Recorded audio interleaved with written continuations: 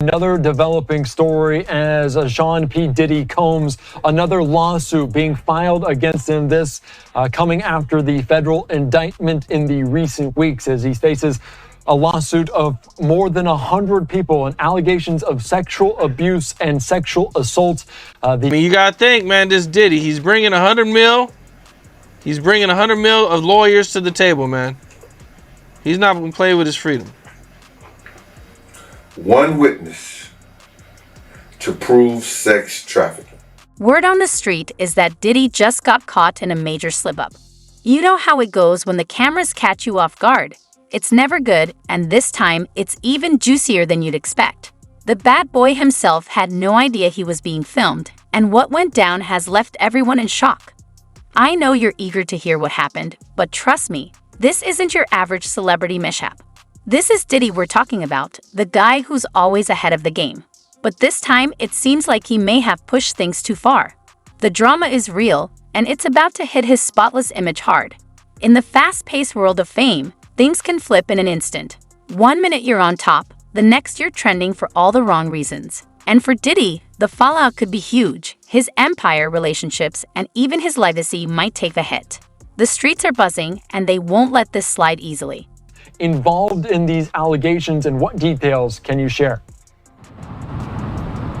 Hey there, Andy. Yeah, Houston attorney Tony Busby says 3,285 people have reached out to him claiming to be victims of Sean P. Diddy Combs. And he says after some vetting, he is now representing 120 of those people who will bring civil lawsuits against P. Diddy. That's 60 males and 60 females, including 25 children. And I will warn you, some of these accusations are pretty disturbing. Our youngest victim at the time of the occurrence was 9 years old. Most of these events and incidents occurred at parties, although several of these events occurred at auditions. Some of this behavior occurred at private residences of people that we all know.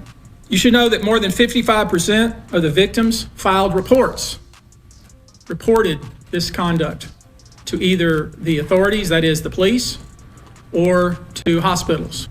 Drugs were found in their system, weird drugs that you probably never heard of. One in particular that continues to pop up is a drug called xylazine, or trank, which, based on our research, is known as a horse tranquilizer.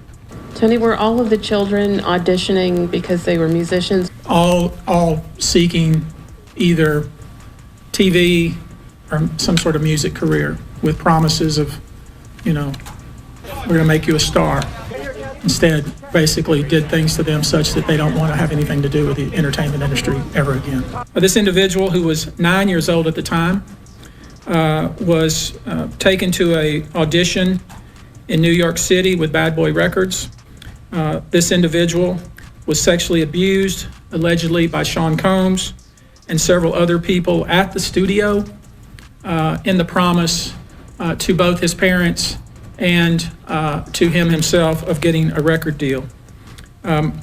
Another instance, another minor, told allegedly by Sean Combs that he would make him a star, but he needed to visit with him in private about it. Allegedly, Mr. Combs made the victim perform oral sex upon him.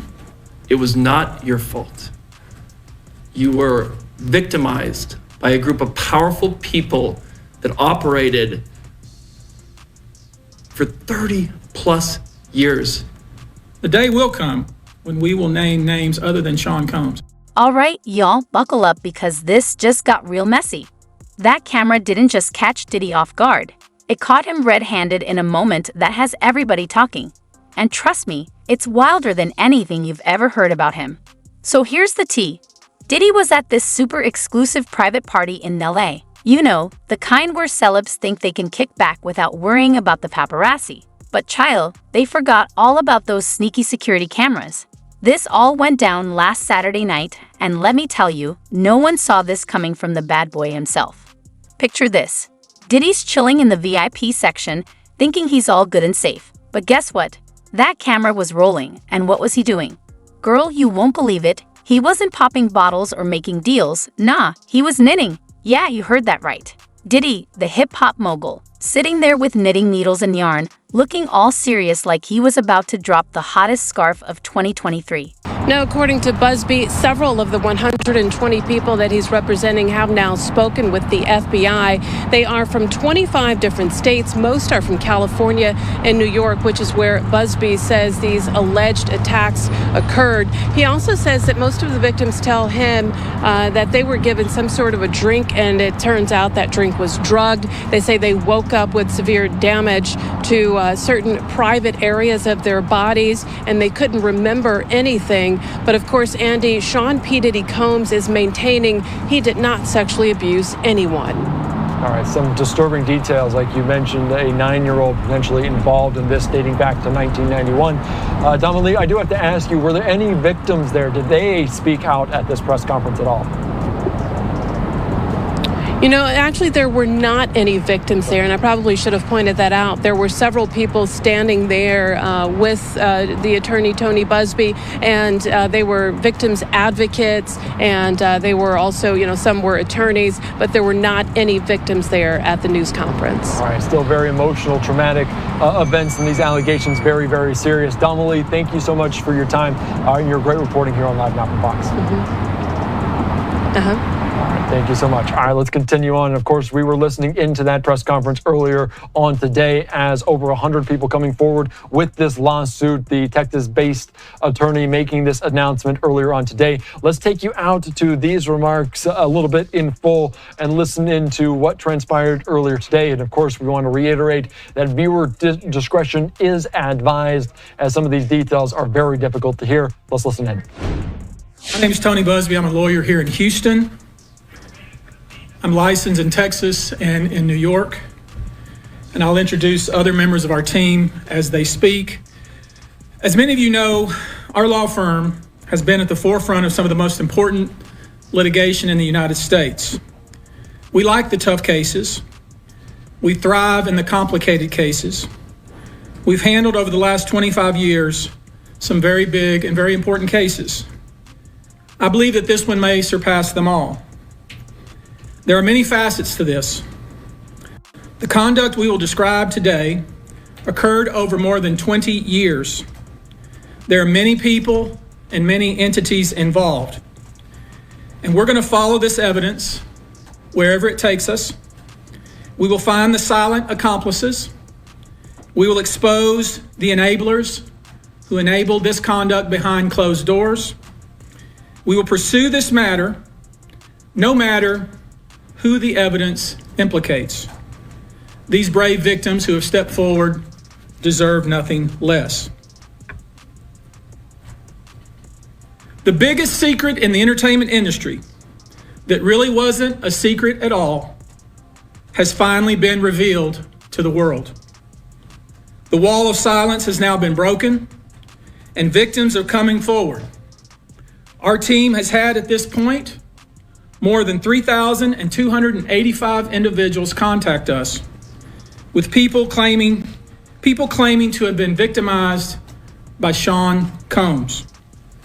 After vetting, we now represent 120 individuals who intend to bring civil claims in civil court against Sean Diddy Combs, as well as claims against many other individuals and entities that we will name as defendants as we file these individual cases.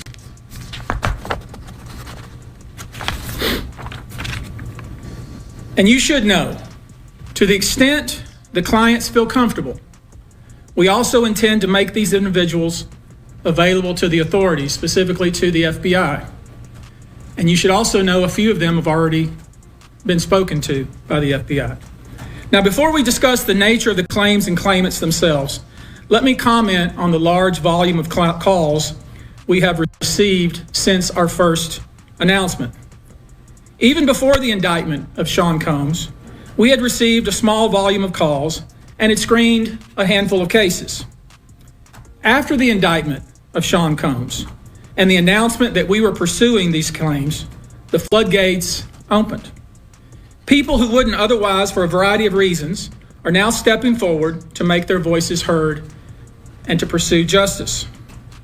But no, most of these people are scared. They fear backlash in their communities. They fear backlash in their own families. They are afraid of retaliation from the perpetrators and their associates. They are rightly afraid for their own personal safety. I expect that through this process, many powerful people will be exposed. Many dirty secrets will be revealed. All right, I know what you're thinking. Asterisk, is this for real? Asterisk, girl, I couldn't make this up if I tried. The streets are buzzing, and this tea is hotter than a fresh cup of Earl Grey. People at the party swear it's true, and honestly, it's so wild. It asterisk has asterisk to be. Like, who would even think to make up Diddy being a secret knitting pro? But here's the kicker, and trust me, this will blow your mind. Diddy wasn't just knitting for fun. Word is, he's been working on a secret fashion line of high-end knitwear. Yep, imagine Diddy designed sweaters and scarves hitting the runway. It's like hip-hop meets culture, and the baby loves to knit. This whole situation is flipping Diddy's image upside down. One minute he's the tough music mogul, and the next, he's out here crafting like a pro. Now everyone's wondering what other hidden talents he might have, like, does he do origami too? Is he secretly a watercolor master? The possibilities are endless, and the internet is eating it up. But let's be real, this could actually be a genius move for Diddy. In a world where everyone's trying to be cool, here's Diddy showing off an unexpected softer side.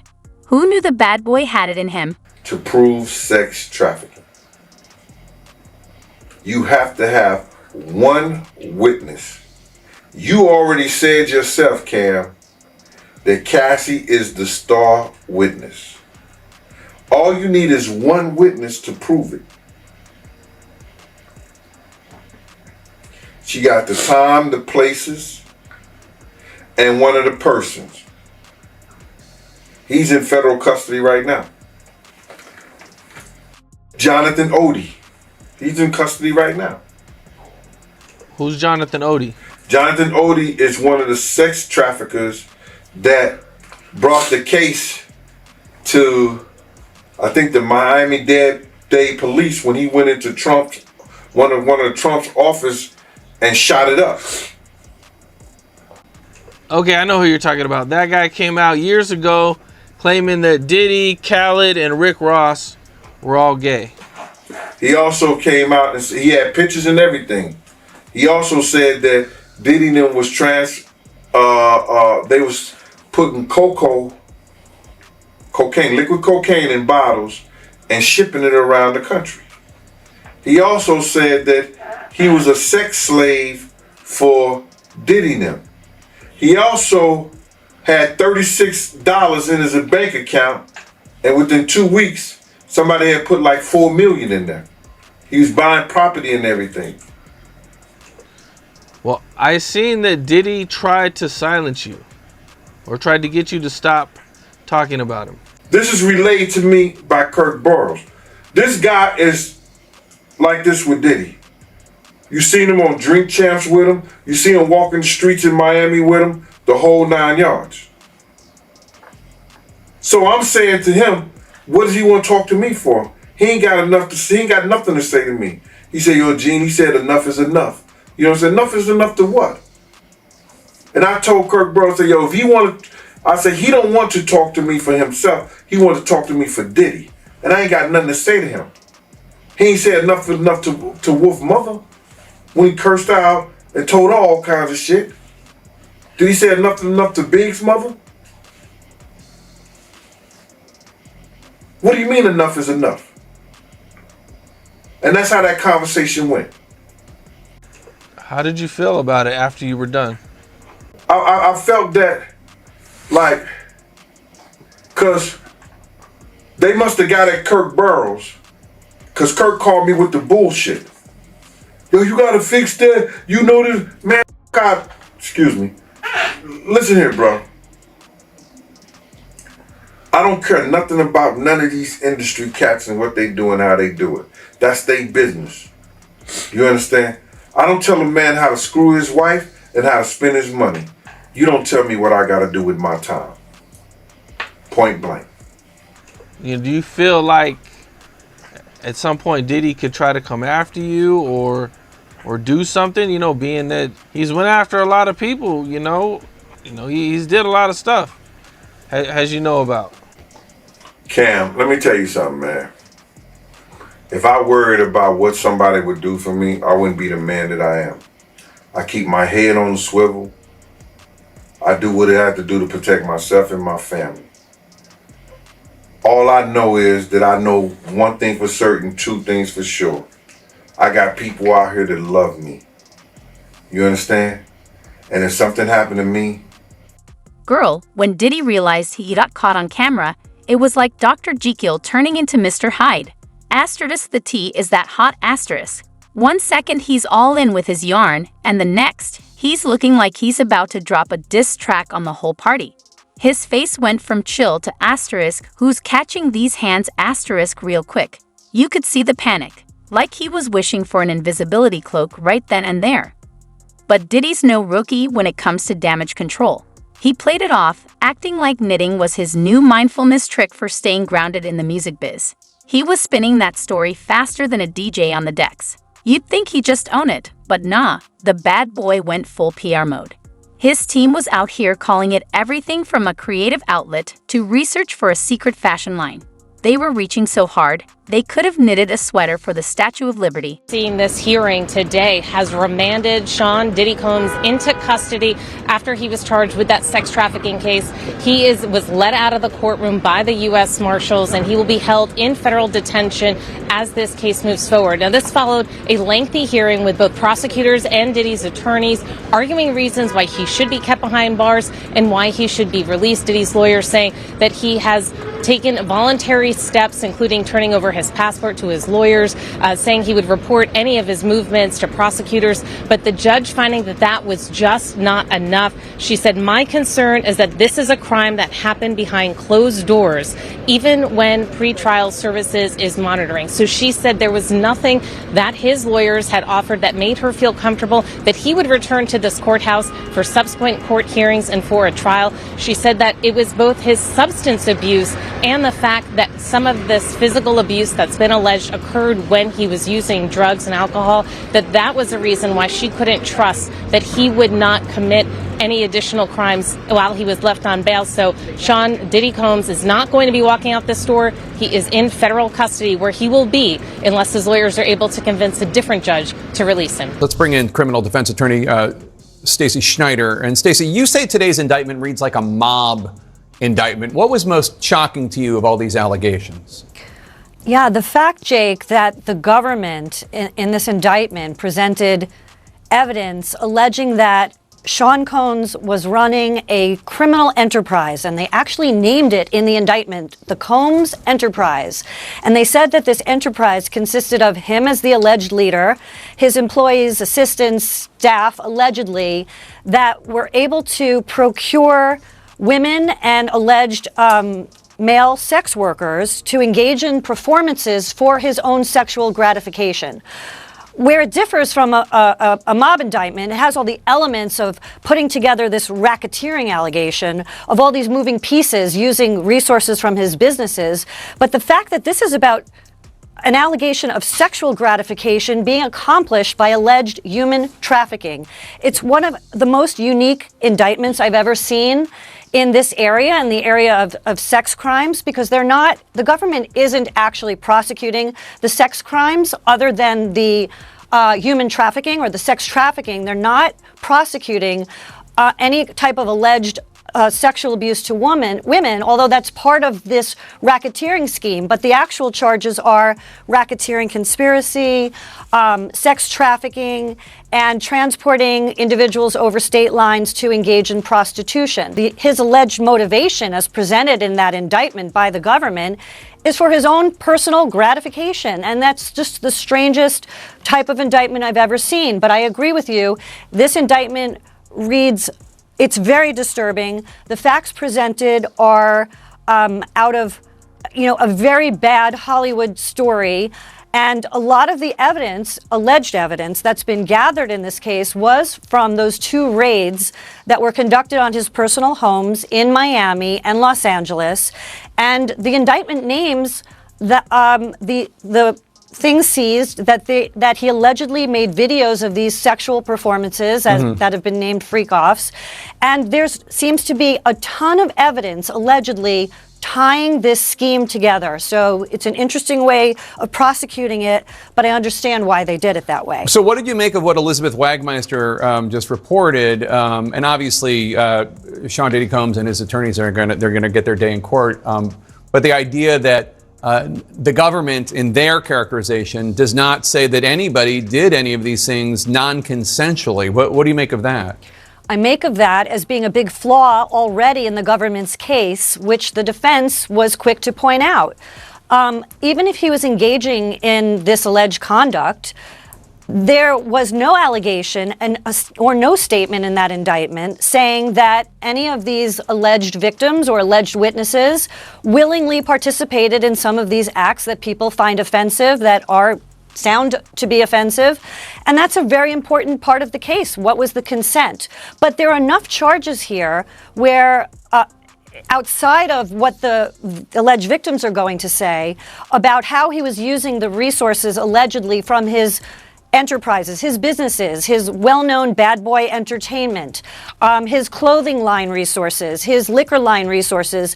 Allegedly, there were funds used from that resources to engage in this alleged prostitution activity across state lines, and that's why it's a federal case, because it's across state lines. So there are some problems that the defense has brought up originally, but it seems like, just from reading this 14-page indictment, that there's enough physical evidence to perhaps get a conviction in this case. We shall see. These are allegations. So the Office of the Southern District of New York seems awfully confident about their ability to handle the scope and complexity of the case.